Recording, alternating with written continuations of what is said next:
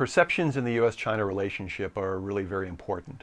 I mean, they're often referred to. People look at the United States and China and say, okay, there's this particular attitude and people have that attitude.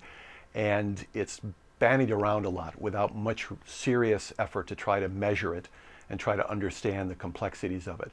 And perceptions can be very important, particularly in the security realm.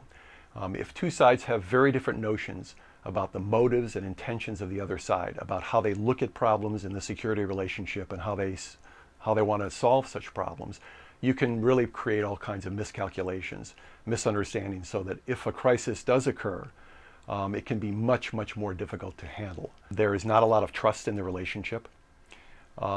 Each side regards the other primarily as a competitor of various ways. However, there is very low perception of the other side as an enemy. And there's also a clear recognition by both sides about the need to strengthen the relationship and to increase cooperation in a variety of ways. This is very consistent across both elites and publics in both countries.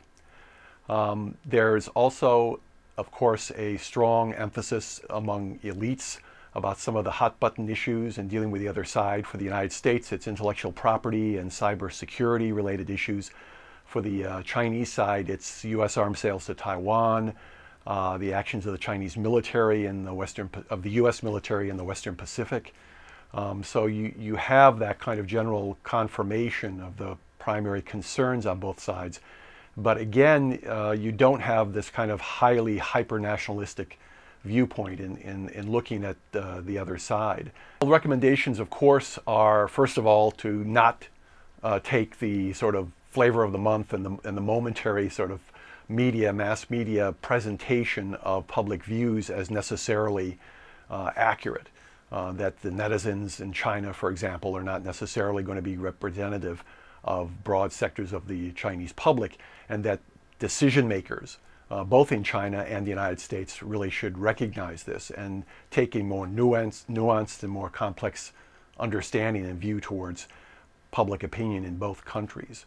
So that was one very strong conclusion. Another one was that there's a need for both sides to really deepen their understanding about how the other views certain specific hot button issues, for example, Taiwan.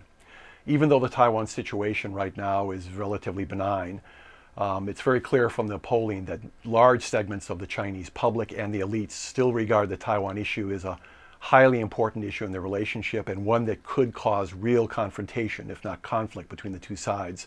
And there's a very strong negative view towards U.S. policy towards Taiwan, especially regarding U.S. arms sales on Taiwan.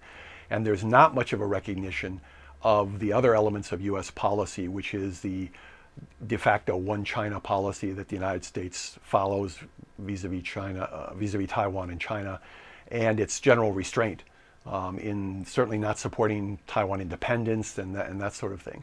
There's not much recognition of that, it seems, on the Chinese side. And so the more work needs to be done to really understand that more thoroughly. And I think also on the U.S. side, there needs to be some deeper understanding about how this theme really does play in the way Chinese look at the United States in a whole variety of different ways. So understanding better that kind of dynamic and the complexities of that issue, I think is another really important one.